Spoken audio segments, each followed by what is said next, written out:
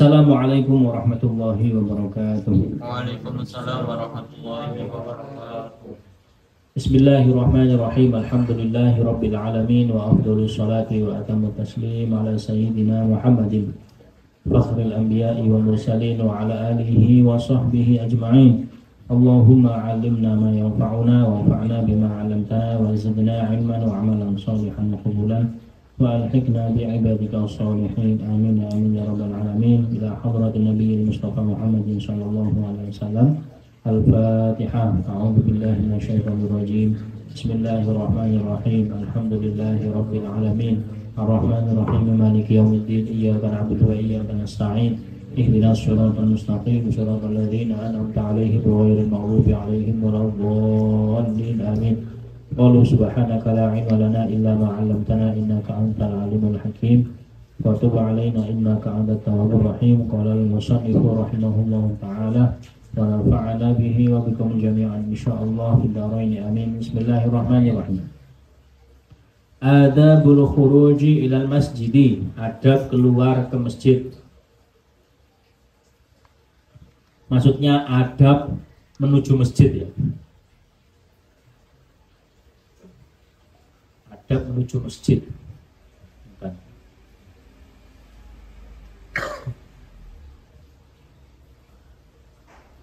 Masjid itu apa? Tempat sujud. Ya.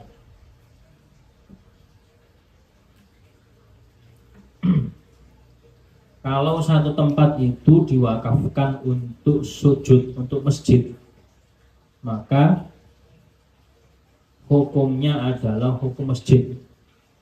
Anda bisa iktikaf di situ.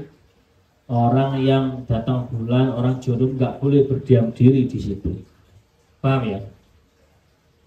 Tapi kalau diwakafkannya untuk musola, langgar atau jenisnya, nggak berlaku hukum masjid. Musola kita di perumahan ini pojok itu namanya musola ya. Boleh iktikaf di dalamnya? Ya boleh, tapi nggak dianggap iktikaf. Karena apa? Hukumnya hukum musola. Di mal-mal itu kan ada musola kan ya. Nah, boleh iktikaf di musola gitu. Enggak. Karena apa? Wakaf awalnya hukumnya hukum musola. Di Mall Dinoyo itu ada masjidnya.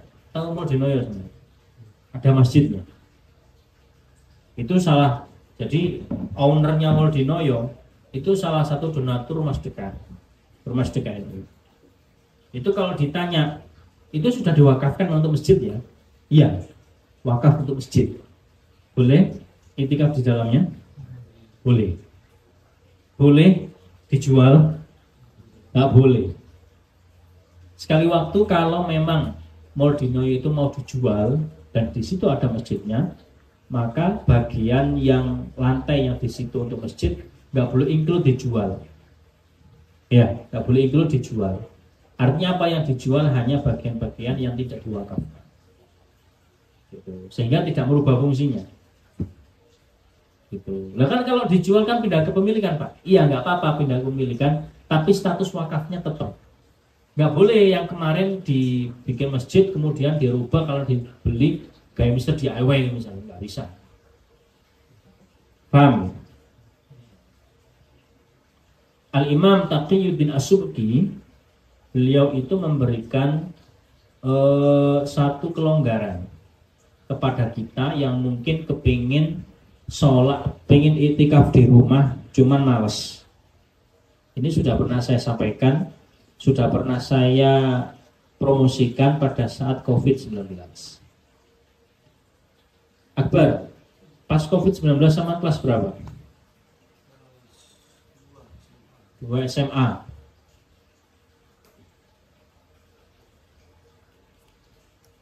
Orang ketika COVID-19 itu kan nggak boleh keluar rumah ya. Pas parah-parahnya itu sholat jamaah lo nggak boleh. Kalaupun boleh dikasih jarak. Gitu. Nah, dulu itu saya memberikan rekomendasi kalau kepingin iktikaf di rumah itu bisa. Caranya bagaimana? Kita mewakafkan sajadah atau mewakafkan karpet. sebelumnya dipaku dulu atau ditetapkan sehingga dia tidak bisa berubah-ubah tempatnya. Lalu kita niatkan waqaftu atau waqaftu hadza sujjada masjidan. Saya meniatkan wakaf sujjad. Sujjad itu maknanya adalah sajadah atau al-bisat. Bisat itu apa? Alas ya. Alas sebagai masjid. Hukumnya hukum masjid. Sampai di situ tiap diri dianggap sebagai iktikaf kalau ada niat. Kalau junub juga nggak boleh menetap di situ. Nanti kalau sekali waktu pindah kamar atau rumahnya dijual, diambil, ditetapkan lagi di satu tempat sehingga sajadah atau karpetnya itu sifatnya menetap. Nah, itu hukumnya hukum masjid. Paham? Nah, ini adab menuju masjid. Fa idza faraghta, mongko indal kene rampung sapa sira. Ketika kamu selesai min taharatika dari bersucimu, kemarin kan sudah dibahas wudu, tayamum, mandi besar dan lain sebagainya. Fasolli, maka sholatlah fi baitika di dalam rumahmu. Sholat di dalam rumahmu. Rakaatayil fajri, 2 rakaat fajar. Qobliyah fajar. Wa in kana al-fajru qad tala'a. Wa in kana al-fajru qad tala'a, meskipun fajar qad tala'a telah terbit. Kadzalika kana yaf'alu Rasulullah sallallahu alaihi wasallam. Hal yang seperti ini salat qobliyah di masjid, salat sunnah fajar di rumah dilakukan oleh Rasulullah sallallahu alaihi wasallam. Jadi yang paling bagus salat sunnah fajar itu di mana? Di rumah. Andai kata dilakukan di musola Pak ataupun di masjid gak masalah. Tapi yang lebih bagus di rumah. Nanti nyampe musola atau masjid, sholat lagi 2 rakaat, tapi tahiyat masjid ya, sholat tahiyat masjid. Gitu. Allahumma sholli ala sayyidina Muhammad. Di antara kalian yang pengen ikut semacam basmalah kemarin, tapi dalam kemasan yang lebih sederhana, setiap hari Selasa baca Isya. Siapa kira-kira? Saya ajak. Ajak ke Ndau di dekat sini insyaallah. Kalau mau loh gitu. Gitu.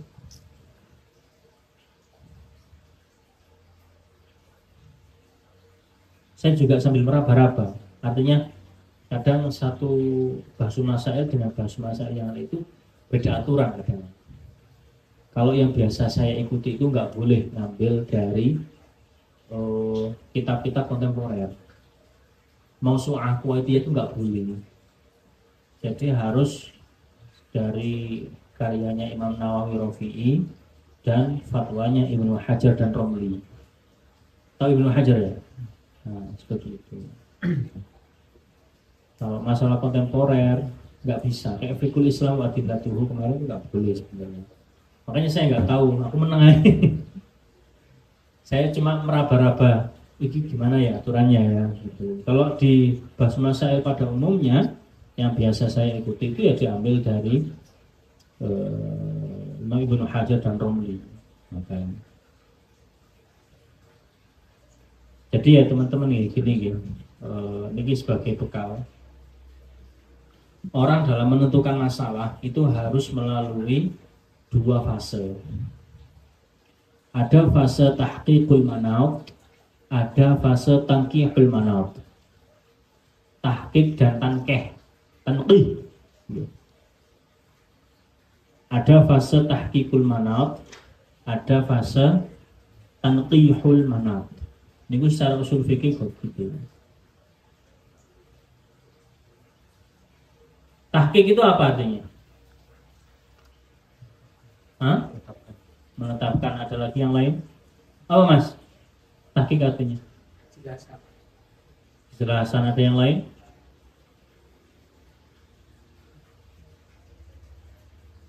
Lebih tepatnya menurut saya verifikasi. Tanqih, apa tanqih? Naqaha yunaqqihu tanqihan. Apa artinya? Napa?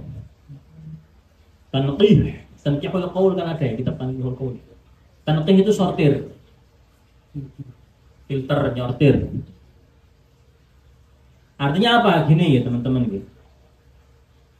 Satu permasalahan itu bisa dibahas dengan tuntas.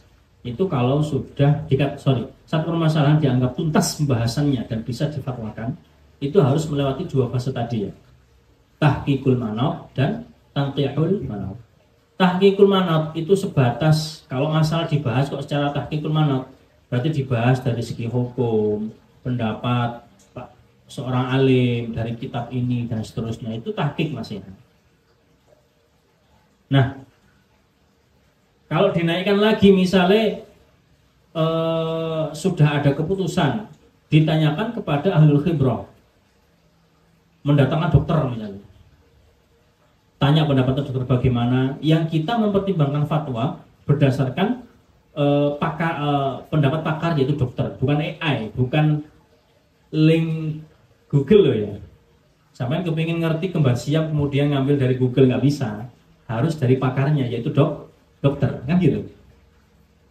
Nah, baru kalau sudah mendatangkan ahli seorang dokter, maka masuknya tanqihul manat, baru bisa difatwakan kalau seperti itu. Paham ya? Paham nggak sampai? Enggak. Hah? Yang tanqih itu sortir. Artinya apa gini? Secara sederhana gini ya. Tahqiq itu penyelesaian masalah hanya berdasarkan sudut pandang kitab, selesai. Itu tahqiq. Tapi kalau sudah naik ke tanqih, sortir lagi wis. Hukum-hukum tadi itu relevan enggak? Bagaimana dengan perkembangan zaman, menghadirkan dokter, menghadirkan pakar suara horor misalnya, menghadirkan, wah itu baru sudah disortir hukum-hukum sebelumnya, baru itu sudah dikatakan sudah tanqih. Paham ya?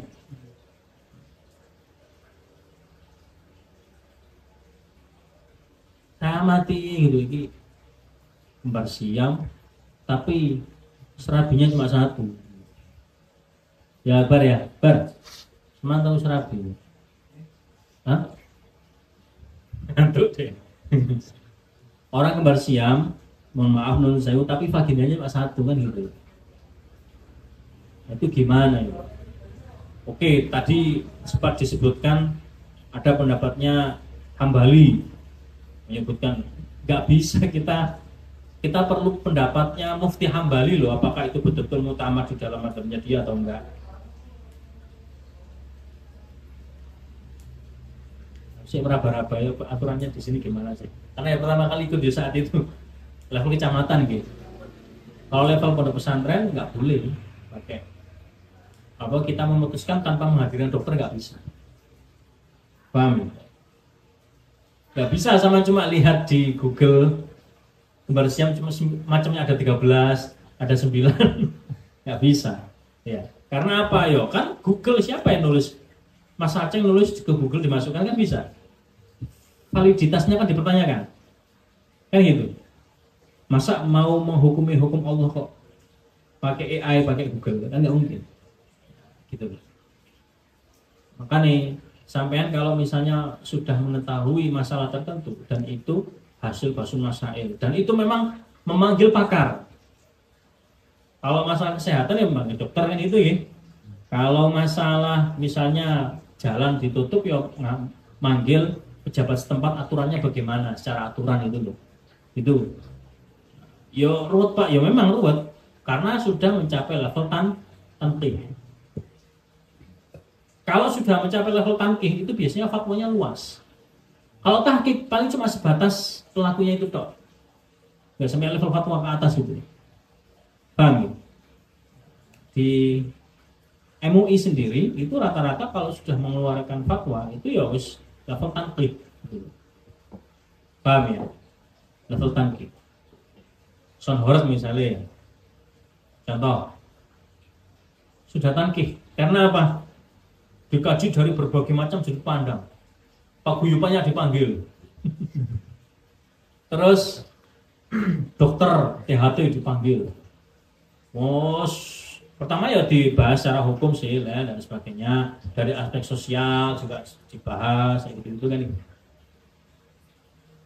Oh, ada kesimpulan, tahqiq sudah, tangkih sekarang. Pakar, langsung lahir fatwa haram. Nggak sembarangan. Nggih, nggak sembarangan. Allahumma sholli ala sayyidina Muhammad. Paham ya, tahqiqul manat dan tanqihul manat tok. Mim non alif tok, manat tok. Harus melalui 2 verifikasi tersebut.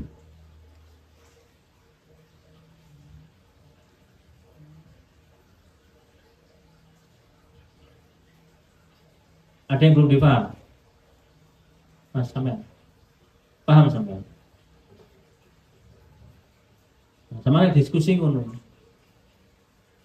Iki masalah ini cuma sebatas tahqiq apa tangkih gitu ya.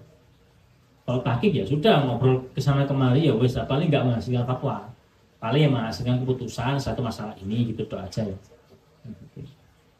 Tapi kalau fatwa ya berlaku umum, semuanya berlaku dan lain sebagainya, nah itu sudah level tangkih seperti itu. Gitu.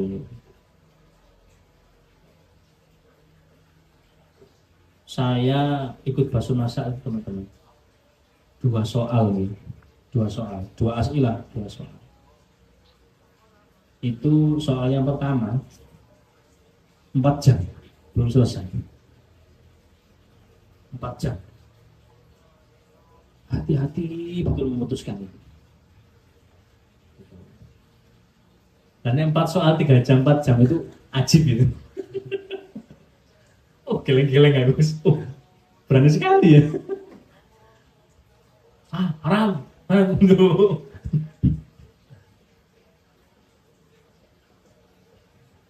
Bentar. Allahumma sholli ala sayyidina Muhammad. Monggo yang pengen derek nanti bilang saya tak ajak. Paling 2 minggu sekali dari Selasa bisa musyawarah Fathul Qorib ya, sambil ada masalah-masalah yang kita belajar ngomong lah, belajar ngomong di hadapan orang gitu.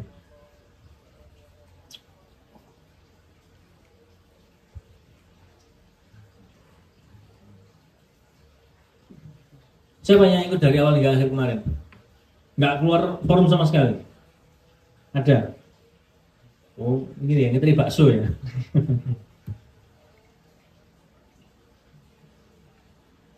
Levelnya masih tahqiq semua sih, soalnya nggak ada pakar kan. Yang orang tahu juga ngapain mendatangkan pakar kan bayari kan ya. Ya saya paham. Tapi ya levelnya masih tahqiq tadi, belum sampai tahqiq. Nah setidaknya itu tidak mengambil satu referensi dari Google, karena validitasnya ya dipertanyakan. Itu.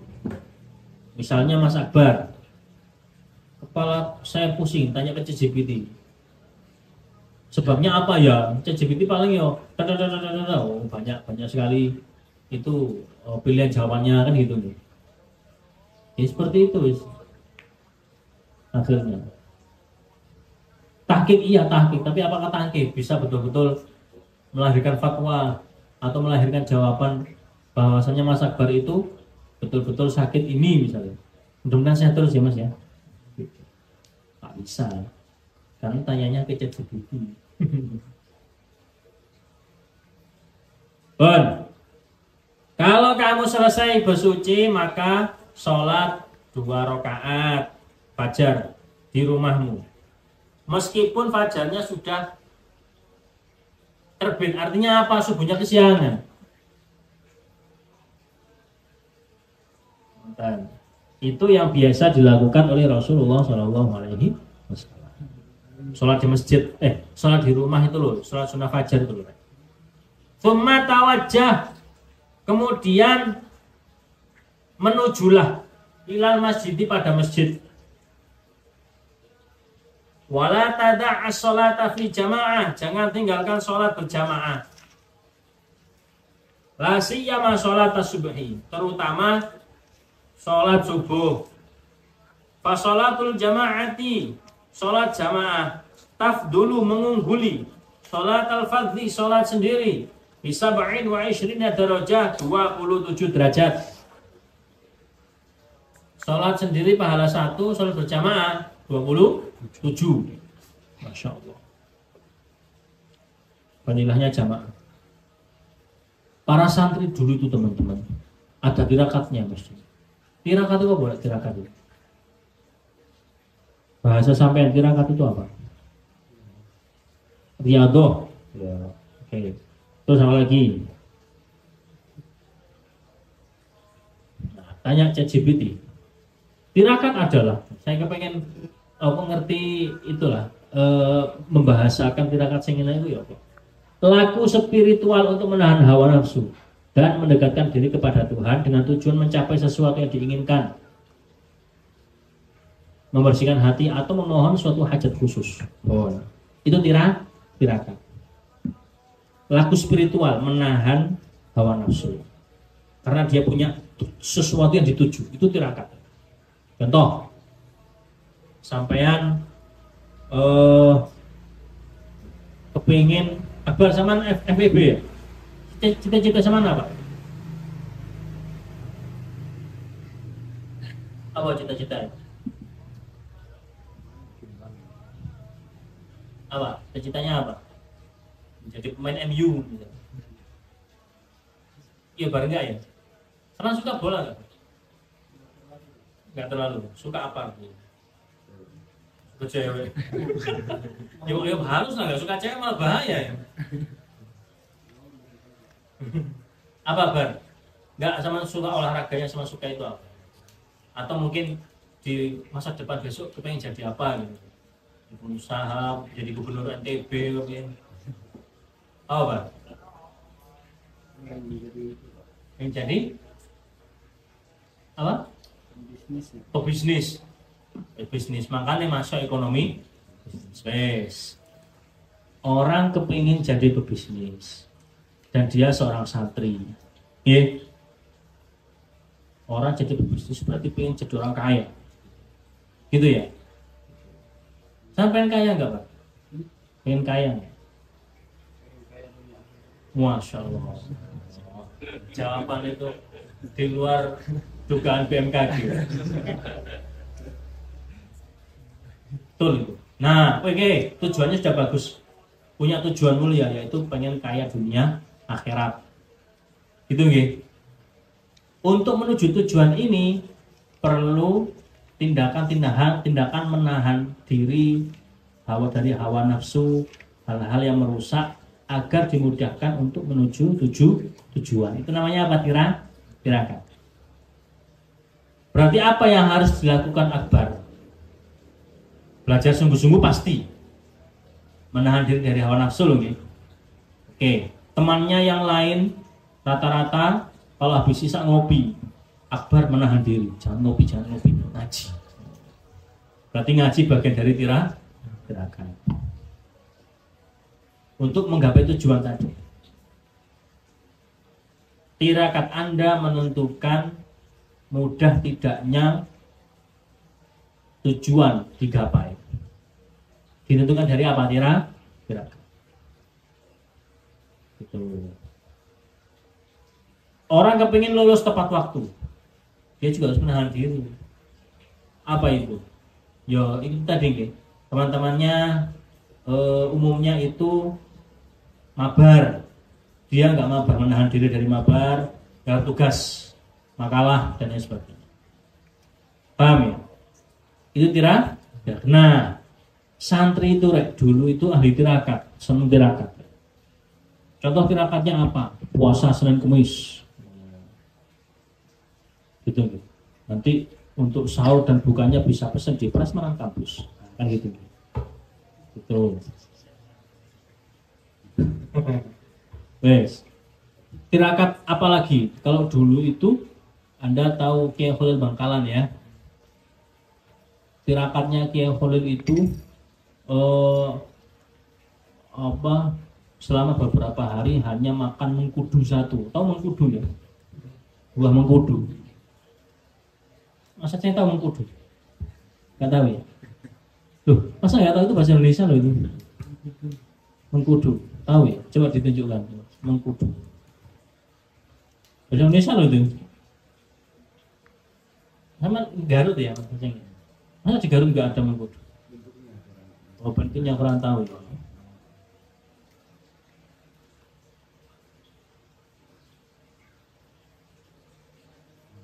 Tahu apa itu namanya? Ya wis mengkudu. Rasanya aneh loh rasanya itu. Kan jamu kan ya, kayak obat. Tirakatnya orang dulu selama 2 hari 3 hari cuma makan 1 mengkudu. Menahan hawa nafsu biar makannya dikit, belajarnya banyak, nggak ngantuan. Biasanya kalau makannya banyak itu ngantuan biasanya. Paham ya? Nah, tirakatnya santri zaman sekarang itu yang paling mudah 1, sholat jamaah. Kalau sama bisa menjaga itu, masya Allah luar biasa. Sholat jamaah. Yang paling sulit itu kalau sudah punya keluarga. Ada kewajiban kerja, ada kewajiban merawat istri, merawat anak. Waduh, itu sulitnya minta ampun. Untuk merawat sholat jamaah ini. Coba bisa dibuktikan, kata kiai saya itu 40 hari 40 malam. Coba lah, jangan tinggalkan sholat jamaah. Sampai nggak sholat sunnah pun nggak masalah. Tapi sholat jamaah pokoknya ya. 5 waktu. Mau di masjid nggak di masjid pokoknya jamaah. Insya Allah akan ada satu hal yang luar biasa yang Anda dapatkan. Entah urusan kok mudah semua ya. Nah, lantaran jamaah. Karena apa? Jamaah sebagai tirakat. Berat loh. Tirakat jamaah. Jangankan jamaah mahasiswa sholat aja udah untung-untungan gitu. Kan gitu. Gitu loh. Wallahu a'lam. Kita lanjut. Berarti ini habis maghrib memang udah nggak ada waktu ya. Saya pengen ngoper ngaji saya sebenarnya. Karena kalau Senin ternyata sekarang di Unisma sudah mulai kuliah kan ya sama ya. Ngajar 3 kelasan. Mau sampai kuliah sehari 2 kelas capek misalnya. Saya ngajar 3 kelas.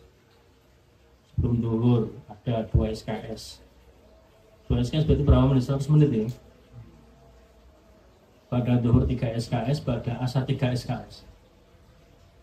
Nyampe sini tinggal capeknya sama-sama ini turun ganti baju ya. Nanti habis sisa ngajar lagi di UIN. Waduh, robot lah bro. Paling enak tak kasih rekaman ya. Pas saya ngajar kita nggak bisa masuk ngajar gitu. Ini pun nggak apa-apa habis maghrib. Habis sisa ini Senin bisa.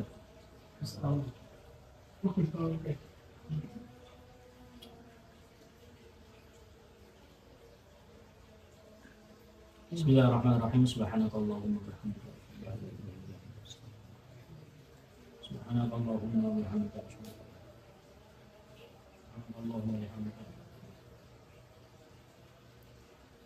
Assalamualaikum warahmatullahi wabarakatuh.